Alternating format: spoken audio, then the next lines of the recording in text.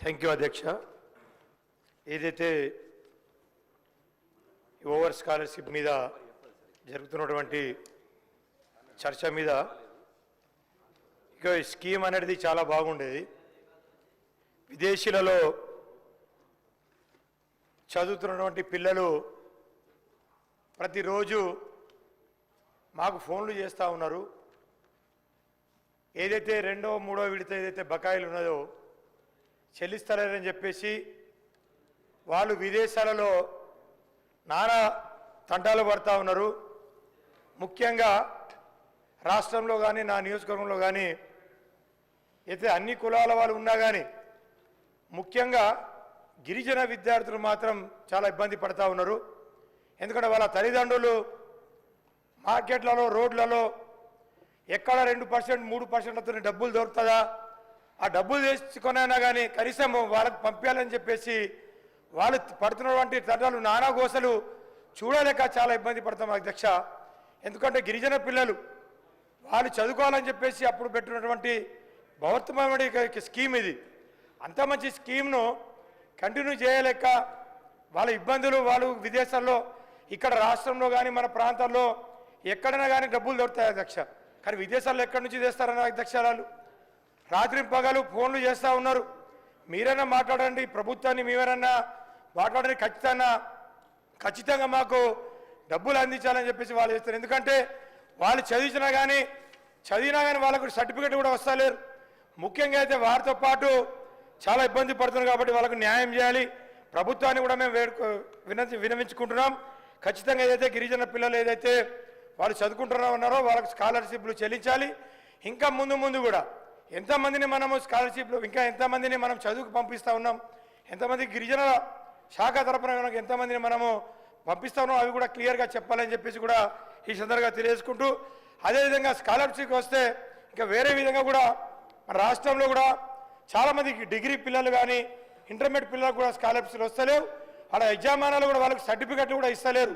చదువు పూర్తయినా కానీ వాళ్ళకు కూడా సర్టిఫికెట్లు ఇస్తలేరు అధ్యక్ష. కాబట్టి దీని మీద మీరు ప్రత్యేకంగా చొరవ తీసుకొని యొక్క పరిష్కారాన్ని చూపాలని చెప్పేసి కోరుతా ఉన్నాం అధ్యక్ష. Thank you. గౌరవ సభ్యులు బిలాల్ గారు. थैंक यू स्पीकर साहब. स्पीकर साहब मैं मिस्टर साहिबा से आपके ज़रिए मालूम करना चाहूँगा कि आपने जो 8,723 बच्चों का जो जिक्र किया स्कॉलरशिप के अंदर, जिसमें से अमाउंट 1,396 करोड़ रुपए दिए बोल रहे हैं, ये 8,323 में माइनॉरिटीज़ के कितने बच्चे हैं, एससी के कितने बच्चे हैं, ये थोड़ा डिटेल्स दे दिए तो जानकारी में मेहर वो होगा. और ये जो अकाउंट आप जो दिए हैं कि 8,723 बच्चों में आप 1395 करोड़ रुपए आप दिए बोल रहे हैं, जबकि टोटल अमाउंट 8,723 का हो रहा है 1,744 करोड़. अगर आप 1,396 करोड़ दिए तो बैलेंस बचता है 348, आप 104 बैलेंस बता रहे हैं.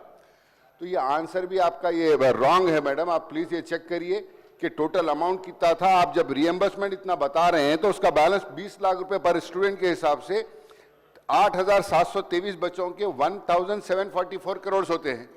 उसमें से आप अगर से इतना 1,396 रिएम्बर्स करे हैं तो बैलेंस इज 348, लेकिन आप यहाँ स्टेटमेंट में बता रहे हैं 104. ये आप थोड़ा क्लैरिफिकेशन दीजिए मैडम. और प्लीज़ ये डिटेल्स इसके अंदर कोसे बच्चे कितने हैं ये भी आप डिटेल फराहम करेंगे तो सहूलत होगी. गौरव मंत्री అధ్యక్ష, మేము అంటే 2024-25కి సంబంధించి ఎంత స్కాలర్షిప్స్ పే చేసిరు అన్నప్పుడు మరి బకాయిలలో 140 కోట్ల 74 లక్షలు చెల్లించడం అని చెప్పడం జరిగింది అధ్యక్ష. అంటే దాంట్లో 104 కోట్లలో ఫస్ట్ అండ్ సెకండ్ ఇన్స్టాల్మెంట్ వాళ్ళు కలిపి ఉన్నారు. అదేవిధంగా ఇప్పుడు మాకు వచ్చినటువంటి దరఖాస్తులు 3,488 దరఖాస్తులు వచ్చినాయి. వాటిలో మా టార్గెట్ అంటే మనం ఇవ్వాల్సినటువంటి వాళ్ళు సెలెక్ట్ చేయాల్సింది 1,310 మంది విద్యార్థులను సెలెక్ట్ చేయాల్సినటువంటి అవసరం ఉంది సార్. అది తొందరలోనే చేయడం జరుగుతుంది. ఎందుకంటే వివిధ డిపార్ట్మెంట్స్ నుంచి కూడా తీసుకొస్తున్నాం. కొంతమంది డాక్యుమెంట్స్ కానీ ఇతరత్ర మరి సర్టిఫికెట్స్ కానీ అవన్నీ కూడా వెరిఫై చేస్తున్నందున కొద్దిగా డిలే అయింది. కానీ తప్పకుండా ఈ స్కీము మరింత స్ట్రాంగ్గా చేయడం జరుగుతుంది. అదేవిధంగా స్కాలర్షిప్ చెల్లించలేక ఇతరత్ర ఆత్మహత్యలు అన్నారు. మీ ప్రభుత్వంలో లావణ్య అనేటువంటి దళిత ఇంజనీరింగ్ స్టూడెంట్ మహబూబ్ నగర్లో ఆత్మహత్య చేసుకున్నది. తల్లిదండ్రులకు వీడియో కూడా పెట్టింది, నేను ఉన్నత చదువులు చదువుకోవడానికి నాకు డబ్బులు లేక అని. మీరు ఇవాళ గొప్పగా మాట్లాడితే ఎట్లా? 10 ఏళ్లలో మీరు చేసినటువంటి బకాయిలు, మీరు పెట్టినటువంటి రకరకాల సమస్యలు అవి కొనసాగుతున్నాయి. వాటిని కంప్లైంట్ అట్లాంటి సమస్యలు రాకుండా చేయడం కోసం మేము ప్రయత్నం చేస్తున్నాం. అదేవిధంగా మరి ఇందాక అన్నట్టుగా 244 కోట్లు వాళ్ళే పెండింగ్ ఇచ్చిపోయారు.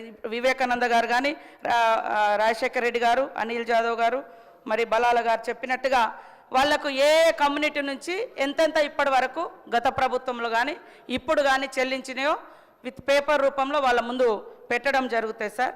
ఈరోజు వాళ్ళు ఒక సబ్జెక్టుకి వచ్చి ఒక సబ్జెక్టు, మేము ఆల్రెడీ 140 కోట్లు 74 లక్షలు చెల్లించడం జరిగింది. మాకున్నటువంటి దాని ప్రకారము ఇంకా 104 కోట్లు పెండింగ్లో ఉన్నాయి. అవి తొందరలో మార్చి వరకు కూడా మాకు అవకాశం ఉంది. దాంట్లో ఫస్ట్ సెకండ్ ఇన్స్టాల్మెంట్స్ క్లియర్ చేయడం జరుగుతుంది. దాంట్లో ఇంకా మేమేమి ఎక్కడ పెండింగ్ పెట్టలే. కొన్ని పెండింగ్ ఉన్నాయి. ఫీజు రియంబర్స్మెంట్ మీరు ఇచ్చిపోయినాయి 4500 కోట్ల దాకా పెండింగ్ ఉన్నాయి. ఇవాళ మమ్మల్ని అంటే ఎట్లా? మీరు ఇచ్చినటువంటి ఆర్థిక వ్యవస్థ మరి ఇబ్బందికరమైనటువంటి పరిస్థితి ఉంది, అయినా కూడా చెల్లించే కార్యక్రమంలో ఉన్నాము. అది అర్థం చేసుకోకుండా ఇంకేదో డైవర్ట్ చేయడము. ఇవాళ ఆటోలది, ఊబర్లు, బైకులు మీ ప్రగతి మీ తెలంగాణ భవన్లో మీరు ఓపెన్ చేసిరు అంటే బస్సు బంద్ చేయాలా? ఎర్ర బస్సులు ఫ్రీగా పెట్టడం బంద్ చేయాలా మహిళలకు? అది కూడా చెప్పండి. ఆటోలకు మీరు 10 ఏళ్లలో ఏం చేసిర్రు? మీరు పెడితే ఓలా, ఊబర్, బైకు, మరి ఇవాళ ఏమి మెట్రో కూడా వచ్చినాక చాలామందికి ఆటోలకు కూడా దెబ్బతిన్నది. అదేవిధంగా మీ ప్రగతి భవన్లో బైక్ డ్రాపింగ్ సర్వీసులు మరి ఇవన్నీ కూడా మీ హయాంలో జరిగినాయి. కాబట్టి ఇవాళ ఇక్కడున్న అప్పుడు ఒక మాట, అక్కడున్నప్పుడు ఒక మాట కాదు. మీరు 10 ఏళ్లలో ఆటో డ్రైవర్ల అభివృద్ధి కోసం, ఆర్థికంగా బలోపేతం కోసం ఏం చేసిర్రు? మేము తీసుకొచ్చింది ఒకటే, ఉచితంగా మహిళలకు బస్సు తీసుకొచ్చినాం. పేదింటి బిడ్డలు ఎక్కేటువంటి ఎర్ర బస్సులకు ఫ్రీగా పెట్టినాం. అది తప్ప? అరే మీరు ఎట్లా మాట్లాడినారు? మీరు దాంట్లో మాట్లాడారు కాబట్టే నేను చెప్పడం జరుగుతూ ఉంది అధ్యక్ష. ఖచ్చితంగా డీటెయిల్స్ ఇస్తాం. మా గవర్నమెంట్లో ఇందులో ఏం పెండింగ్ లేదు. సెలక్షన్ డిసెంబర్ ఎండింగ్ లోపు క్లియర్ చేస్తాము. వివిధ డాక్యుమెంటేషన్, అదేవిధంగా వివిధ శాఖల నుంచి ఈ అంబేద్కర్ గారి యొక్క ఓవర్సీ ఒక డిపార్ట్మెంట్తో లిమిటేషన్ లేదు. వివిధ ఎస్సీ, ఎస్టీ, బీసీ, బ్రాహ్మణ, ఇతర క్యాస్టులు కూడా ఉన్నారు కాబట్టి అవన్నీ కూడా తీసుకొస్తున్నారు. డిసెంబర్ ఎండింగ్ లోపు ఇవి క్లియర్ చేస్తాం. తప్పకుండా స్ట్రాంగ్గా ఈ పథకాన్ని కొనసాగిస్తాం.